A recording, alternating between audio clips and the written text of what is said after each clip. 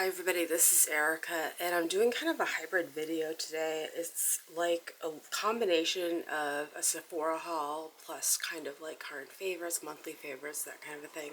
So it's just products that I have bought probably within the last 2 months, and some products that are repurchases that I just kind of continually repurchase because they're favorites.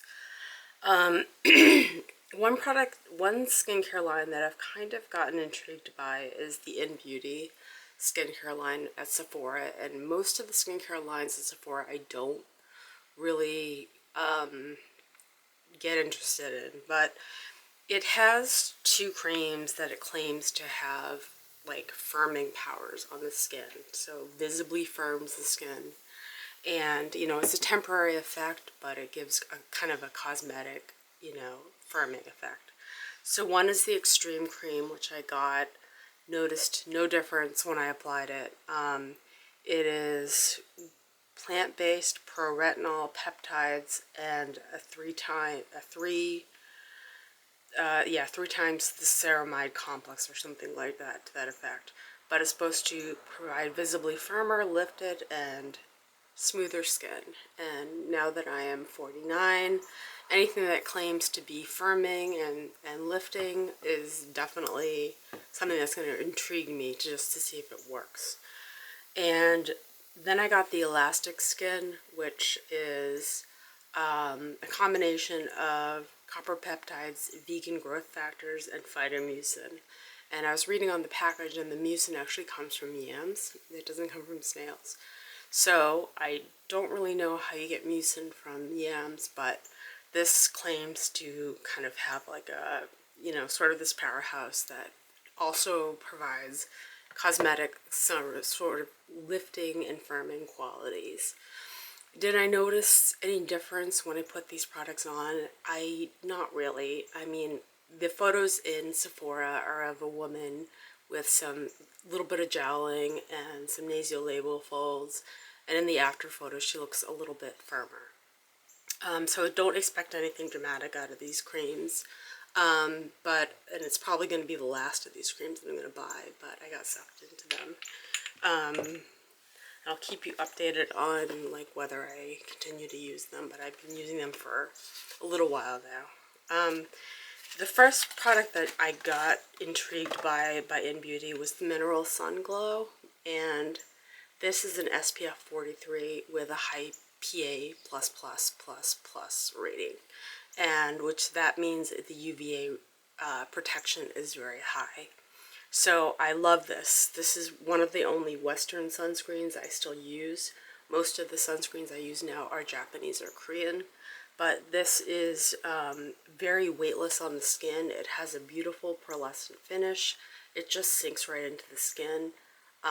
It's just, I can't say enough about it. I absolutely love it. It's a little pricey. It provides blue light protection and antioxidant protection along with the UVA and UVB protection. So I really do like it. Anyone who's wondering from the last video what happened with the Patrick Ta foundation, I did go back to Sephora and get shade matched. And I went down about 6 shades lighter than what I had originally purchased. So what they gave me was Golden, which sounds similar to Golden Neutral, but it was significantly lighter than the original foundation that I bought. And so I gave it another shot. I'm wearing it today. And I went to the spa where I work, and then I had it on for like maybe 8 or 9 hours, and I put a setting spray over it. And when I got home and first looked in the mirror, oily again. The makeup was separating. It was completely gone, like here and like here. It was just kind of a mess, and I had to really kind of touch it up and powder it so it looked somewhat presentable. So just a kind of a lose-lose in my opinion on this foundation. I think I've given it enough of a chance. Just not for me. If you use it and you love it, absolutely great for you. But it just wasn't for me.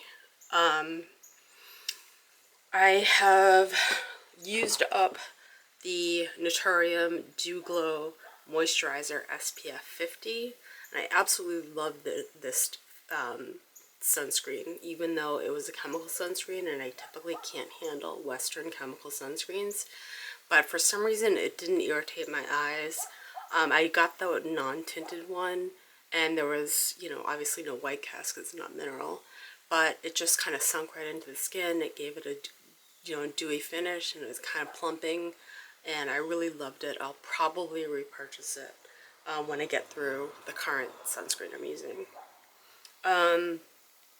I love also the Peach and Lily glass skin, which I use a lot to prep clients' skin for makeup. It just gives that glass skin effect. It has niacinamide and it's a refining serum.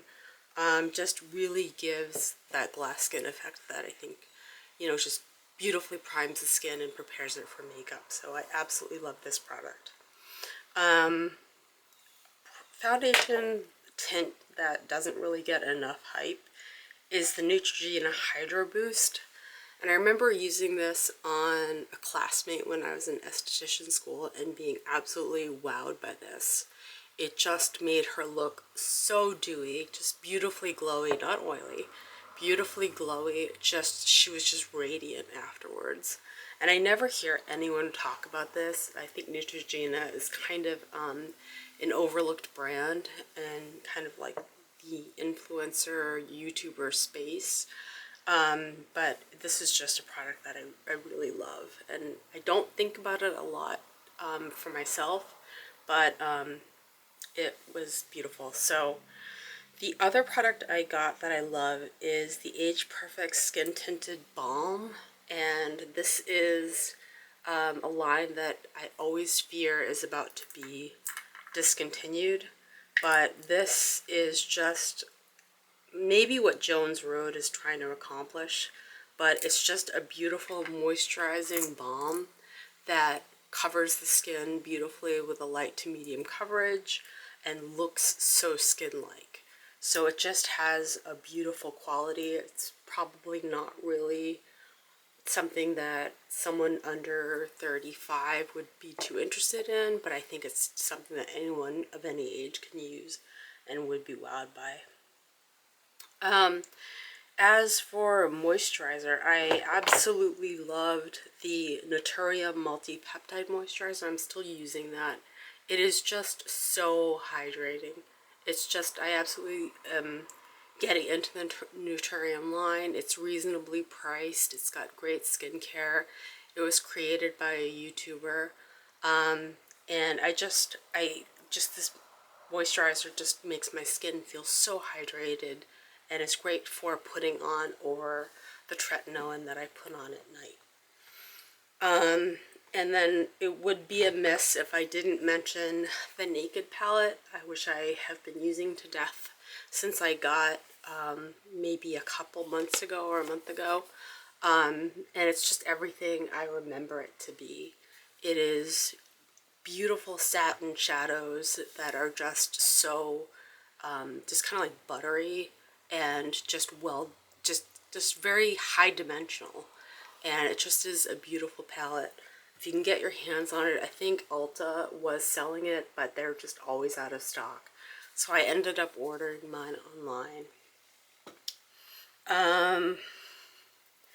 And kind of a couple of misses that I was just not too impressed with. I got the Rare Beauty blush in Happy, and I rarely touch this blush. It is not said to be a hybrid between a highlighter and a blush, but it is so shiny on the cheeks that it just, for me, for someone over 40, it's just going to emphasize things like texture and fine lines and things like that.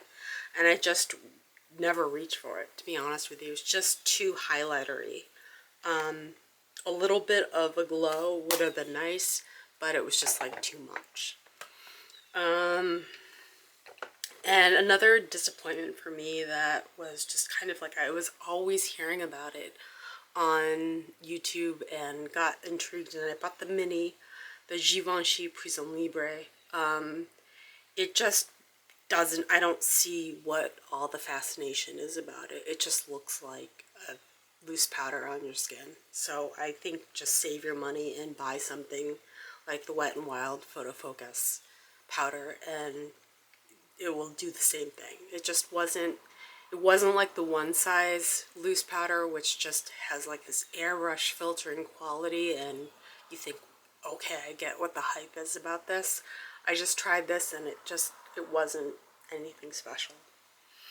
And I tried and failed at the Tower mascara. I think it is called the Make Waves.